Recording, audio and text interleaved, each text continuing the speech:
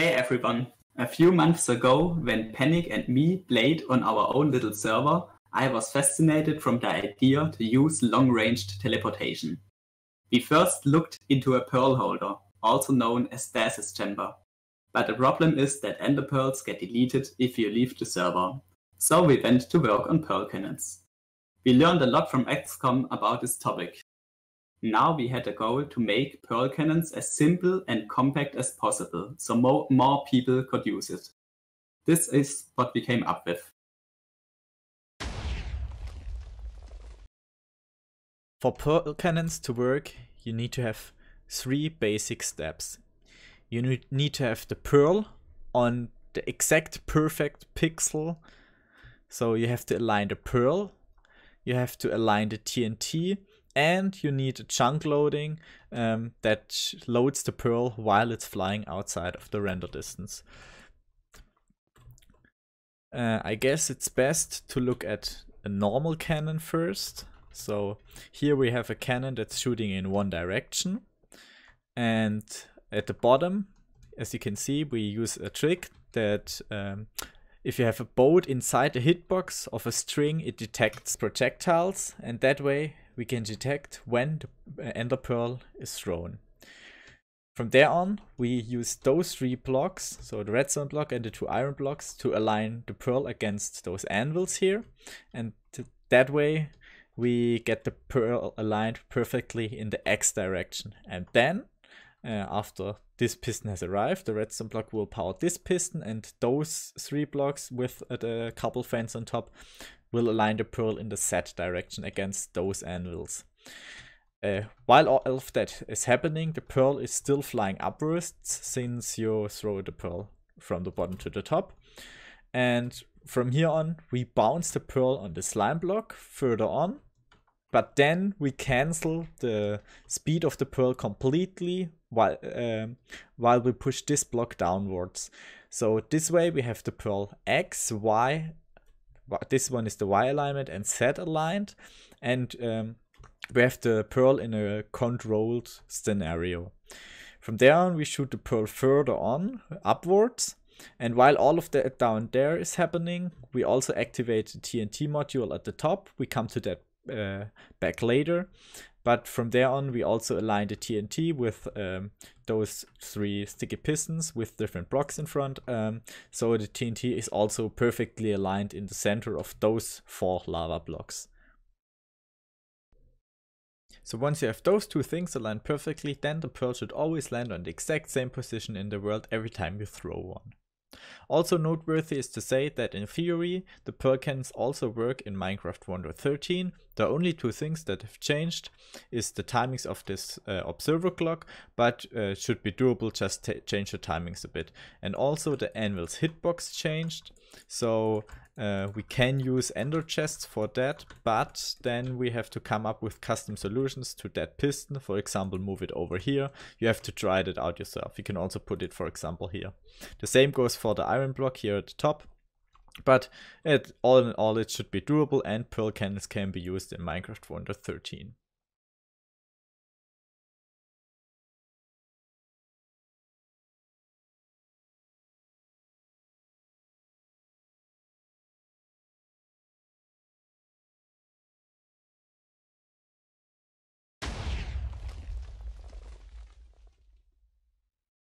Here you can see 4 one-way cannons, so 1 cannon for each direction.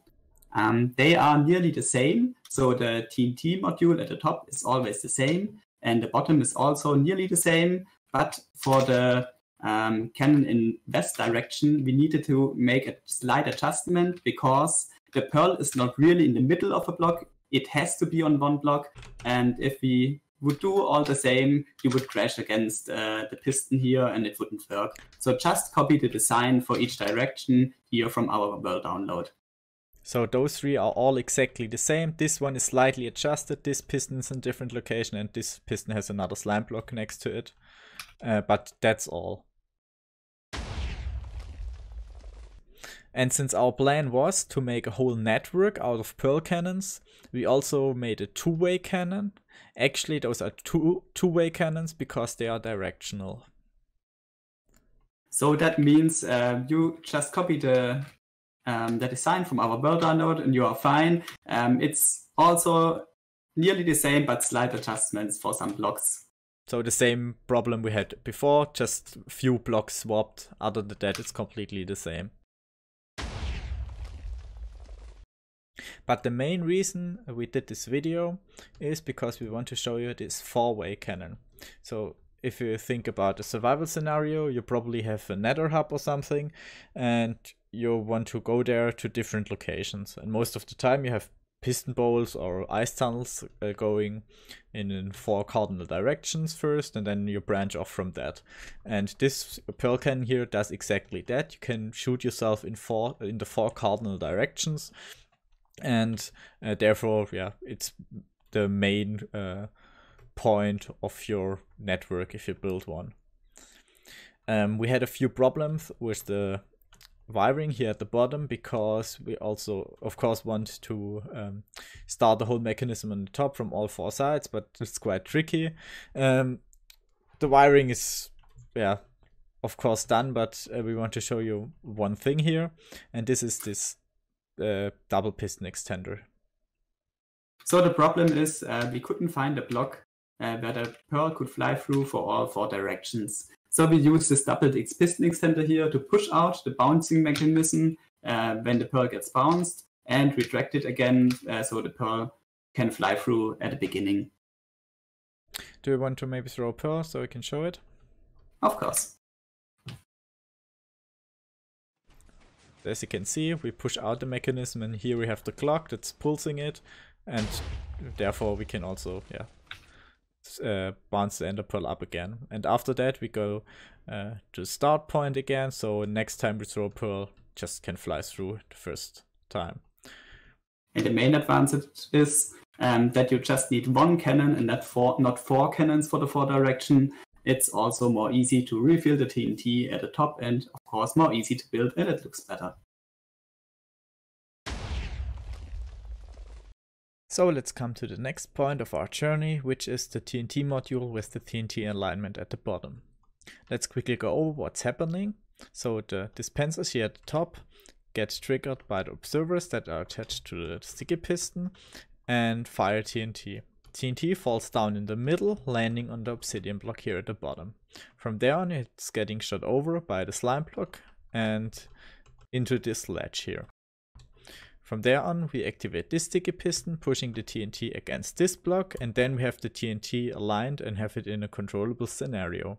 From there on, we just have to push the TNT to the position we want to have it, and yeah, that's what this sticky piston and this sticky piston are for. Those activate after each other, and we have the TNT sitting in the exact same position every time. Let's activate it. I have installed carpet mod on the server, so you can see that in chat note that all the TNT was exactly in the same position when it blew up. Also noteworthy is to say that we have only attached 1 observer in all the cannons here in the world download, just to have the chunk loading shorter. So with 1 observer and 8 TNT triggered at the same time, you fly 530 blocks. But you can easily just attach another observer here and here, activating the top rows or the top modules, and with 2 modules you travel exactly twice as far, so 1060 blocks, and with 3 modules you travel 3 times as far, so 1590 blocks. Now, if you want to take pearl cannons to the extreme, you should think about using TNT duplication for it, because then you don't have to invest any TNT into your pearl cannon technology. The cool thing about those big TNT duping arrays shown by ETA 740 and XCOM is that they dupe a lot of TNT in a small area, and for example this one dupes 22 TNT and puts it at the bottom. Of course, if you use something like that, you have to adjust the timings a bit, because it takes longer for those things to activate than the normal observer thing we have here. Of course, if you use an Enderpearl cannon, you also need a chunk loading, because you want to shoot your pearl farther than your render distance. For this you need a wiring, and we would highly recommend to use instant wire for this, and not normal wiring with repeaters and delay. So we have two designs of instant wire here, and PanNic will explain it to you. So we want to have our instant wire two-way, so we can use the same line to shoot ourselves back to the beginning. It should also have three more properties, and that is that it should be relatively resource efficient and lag efficient. Resource efficient we get from the rail as the main transmission line, because you can dupe rails if you want. And yeah, also the other redstone components are really resource efficient. And lag friendly also because the rail line updates way less blocks than, for example, a redstone dust line.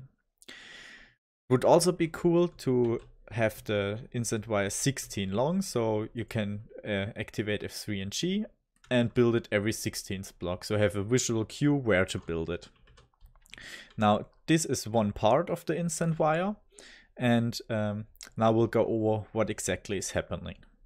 So this rail line here is getting butt powered by this redirected redstone dust. Also, the repeater here is also butt powered, and when now the rail line deactivates, then the redstone repeater will update and will unpower the redstone line. This will in turn repower the redstone torch here and reset the whole mechanism. The piston will pulse in this process really quick, so it resets the redstone dust here and redirects it again. Let me just activate it real quick, and you can see. And the cool thing about those modules is that they are 17 long, so as I said, 16 long is perfect for that. And we can also take corners, for example, or have a longer line, and there's no problem with that. The rails just have to update themselves, so for example you have them right next to each other and it should work. As you just saw, we have 3 command blocks here, and if I activate any block here, then all the command blocks spit out exactly at the same time. Right next to our design, you can see a design by ToKnow2Name. He discovered a bit after our discovery, and it uses observers to butt power the rails and is a bit more resource efficient. But we had some problems with blinking rails when chunk unloading hit, so we would highly recommend to use our design. It has really few problems and worked perfect for us. If you want to go safe, just copy our design. Okay, now let's go over to these antennas here. That's the modules we have every 3 chunks, and yeah, the outer antennas is a design by XCOM, and it's pretty smart. So when the middle line, let me activate F3 and G, when the middle line activates, it loads all the chunks here in the middle. And every 3rd chunk we go out, loading this chunk here, and then this antenna here is updating into other chunks. So we load this, this, this, and those 2 chunks. And also on this other side, of course. So we have a 5x5 chunks loaded around this middle chunk. And this also continues over here. So we have a 5 wide strip of chunks loaded all along the flight of the Enderpearl. So here you can see the timings we use for our chunk loading. We wanted to make it smart, so we wanted to avoid the 45 seconds unloading as much as possible. So we load the chunks when the pearl leaves your render distance, so after a few seconds after the pearl gets shot. And we also have a second signal. So it could happen that the pearl flies, and exactly in this time window, the game unloads the chunk, so the pearl gets stuck middle in the air. For this, we send a second signal after a few seconds. So if that happens, the chunks get loaded again, the pearl can fly farther, and you arrive at your destination. So in this case, of course, it takes a few seconds longer to arrive than normal. Now we'll show you what you can do here in this world download. So we built up a network that is completely connected with all the instant wires, and that has all the different cannons that we showed you earlier inside it.